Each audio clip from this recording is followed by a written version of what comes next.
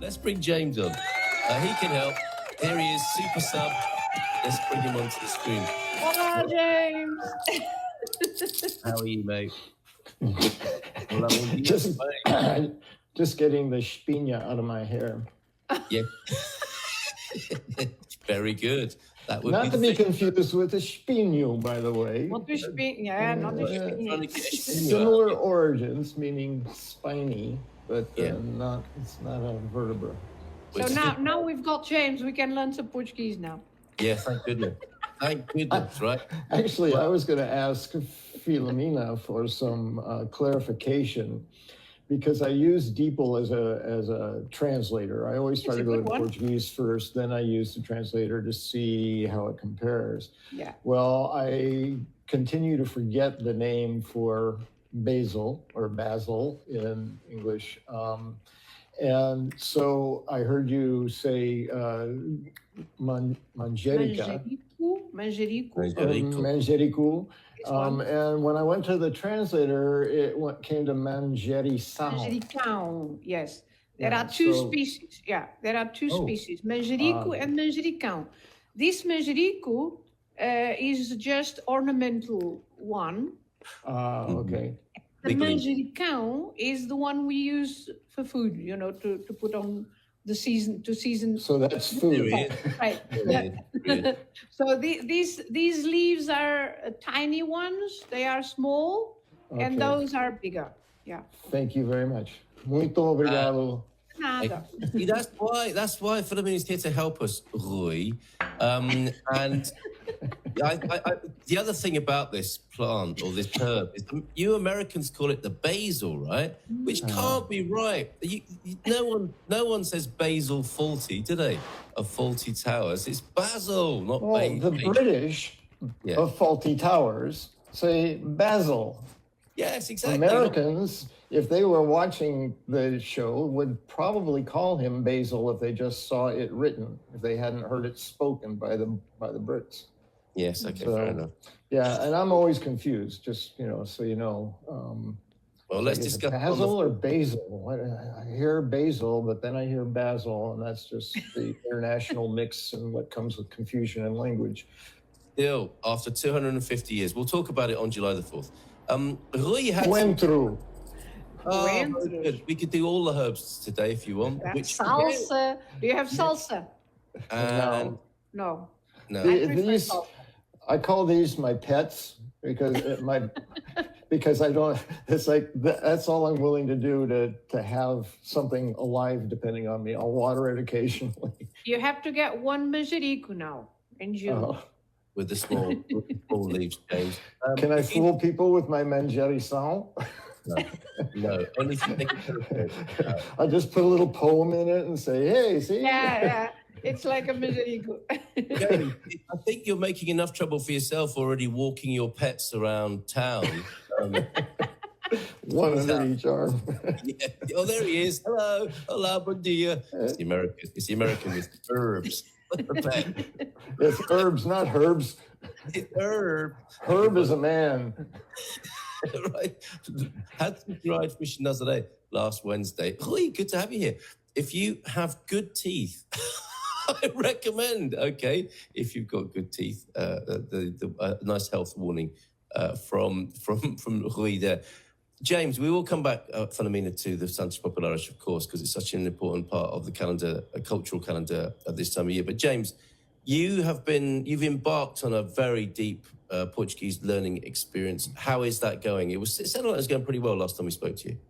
Yeah, it continues to go very well. The only it's not a problem. The thing I run into when people know I'm doing this is they expect that I must be really close to fluent now. Yeah. And the truth is I'm nearly as confused as I was when I started. I'm just not as confused, right? Nice. So, and getting into the B level, we're coming toward the end of B1, has been very challenging because there's so many forms of usage of past tense. Mm-hmm. And, it's like, for me, even in English, the grammar wasn't, it's like, don't tell me what it's called or how you do it. Just do it so I can copy it, you know? Yeah. And so what's helping me actually, because there's all the, you know, preterifico, I don't even, anyway, there's all the Portuguese terminology for past tense. Yeah. And simple past tense. And even when I translate to English, to say, well, what are they talking about? It's like, I don't know what that is in English either. So then what I need to do is go to examples, like what is it doing?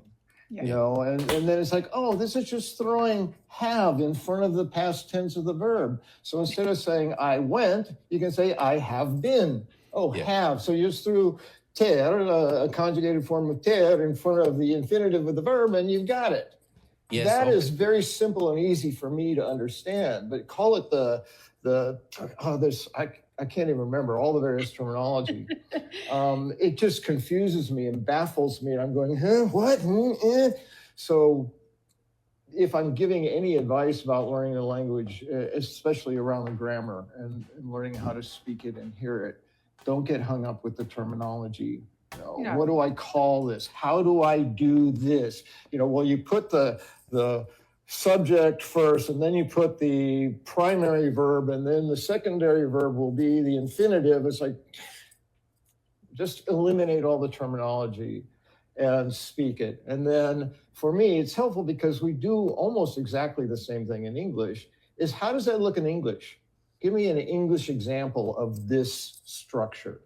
Mm-hmm. So then that's where I saw, oh, future. I am going to da-da-da-da.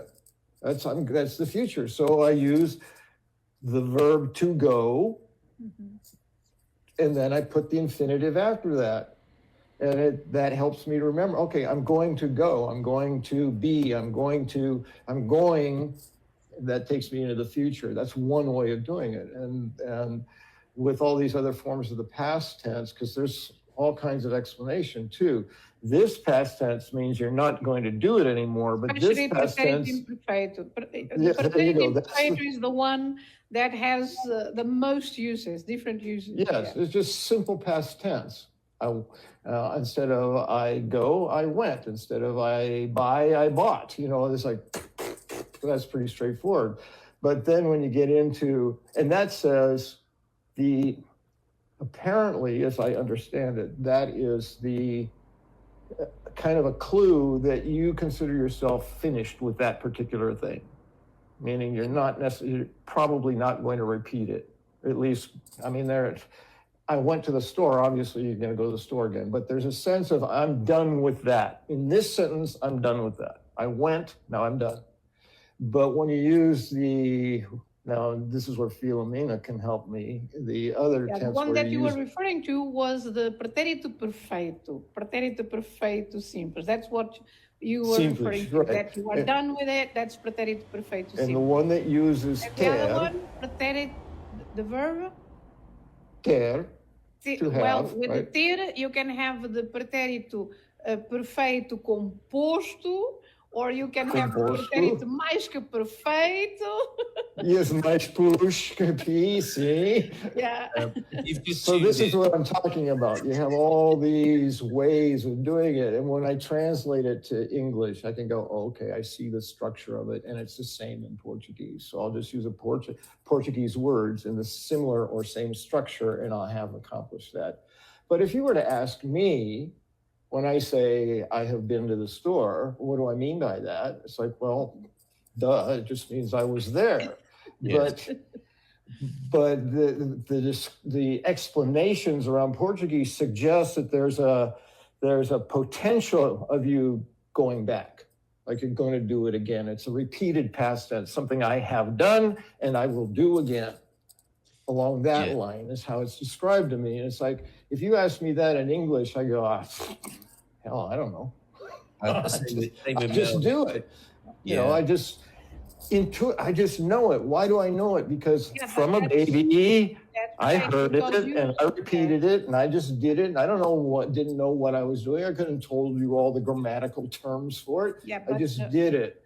So that's when we teach, sorry to interrupt, Yeah. James, but when we teach English at school, and I've taught English for many, many years in school, Yes. the kids don't have that intuition, right? Yeah. Because they haven't learned English since they were a baby. So they have to distinguish, for example, in English when they use the present perfect or the past simple. Meaning, for example, when it's I was or I have been.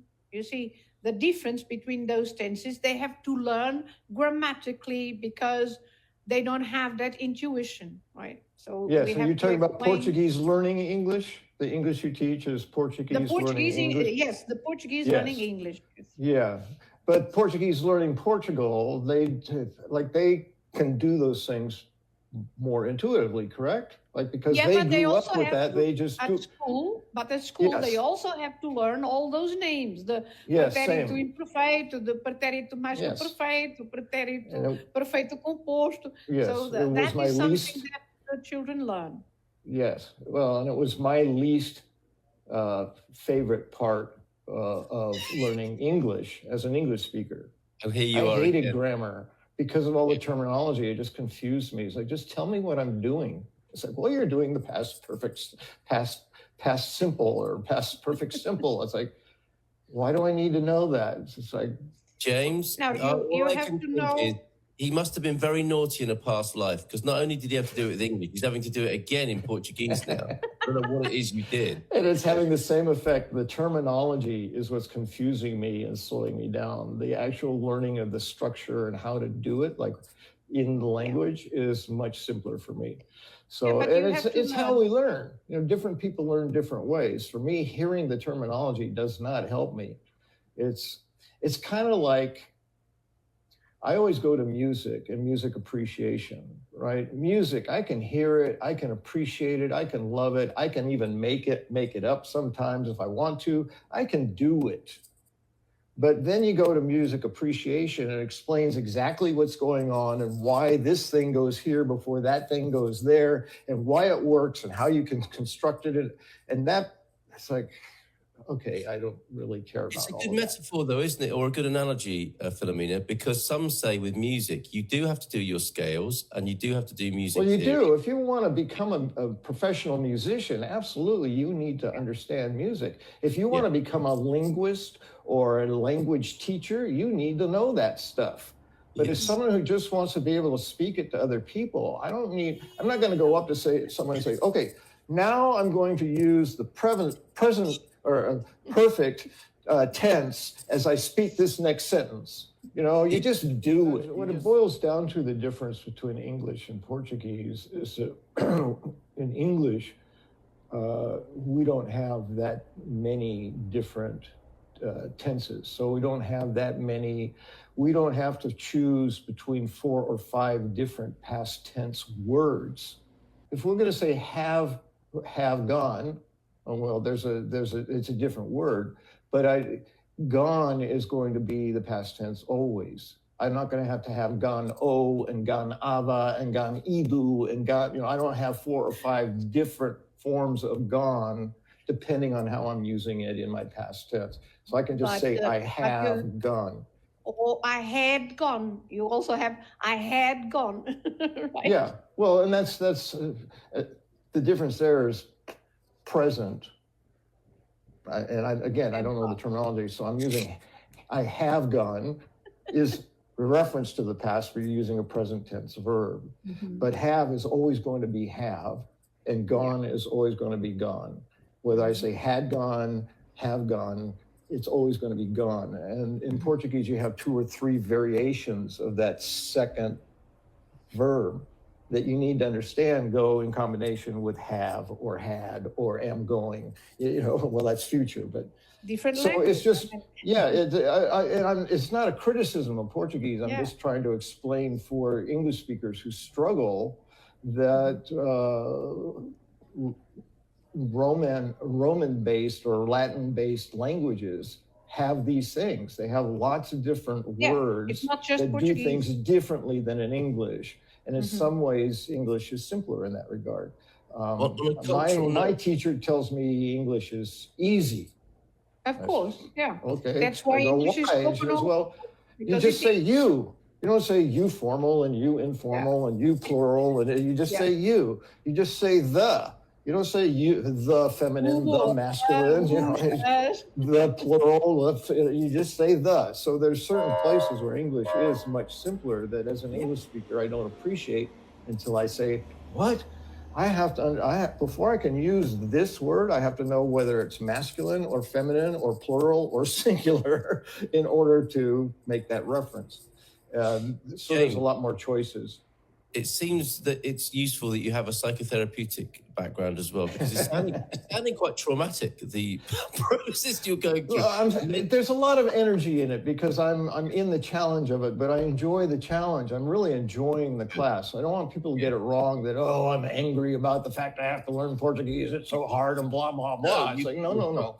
I'm loving it. I love the cultural aspects of learning language. I love the historical aspects of learning language. And I love learning the language. I love making progress. Speaking. You have to speak it, right? Yes, you have to speak it. To learn, you have to speak it. Yes. And ultimately, that's the goal. I mean, and that's where some of the agitation around grammar, which is mostly around the English grammar I had to learning English in an English-speaking country. It's like, grammar, bleh. Is because the terminology and the explanation makes it more difficult to just go out and speak it. There are always people who don't speak their own language correctly. Yes, they're called Americans. Certainly not British. The British always speak properly and correctly. Oh, of course, the British are the top. They're the original language. No, but of course, the language being so complex, there are lots of people also that don't speak correctly.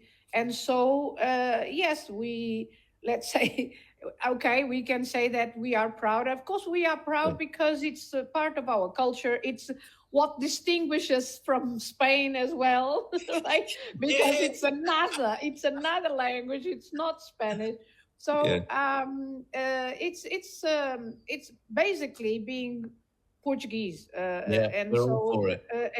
You know how Portuguese can be proud of being Portuguese. Right? Yeah, I was going to say it's probably not so much about the language, Carl. No, my experience with the course is about being proud to be a Portuguese person, and I speak this language. This is my language, so I'm proud of my country. I'm proud of my people. I'm proud of my culture. Portugal. Yeah, we go. You're right now. Okay, we need to conclude, unfortunately. And this will be the concluding show for ahead of the summer break, working on the Portugal Foreigners Forum and Portugal Talk Radio. Thank you both. And part of the expression of that Portuguese pride will be getting out to a Santas Populares festa near you. We do recommend that. Filomena, final word to you on that. Just get out there, think a bit of Portuguese. I wanted to congratulate you because you are becoming more and more Portuguese every time. You are even making a break. You are having a break, you know. So you are becoming Portuguese. You are having a summer break. We're not going to see you at all in August, right? Congratulations. So, yeah. I didn't even know. So, yes, but you are changing, Carl. You are changing. Okay. I wasn't expecting that, but yes, I'll take that. Thank you very much. Yeah, you are changing. Yeah. Okay. Well, and congratulations, James, because you are so committed in learning the language, and I'm sure you are doing a very good job. Thank you very much. Yes, getting better dia a dia. Oh, right.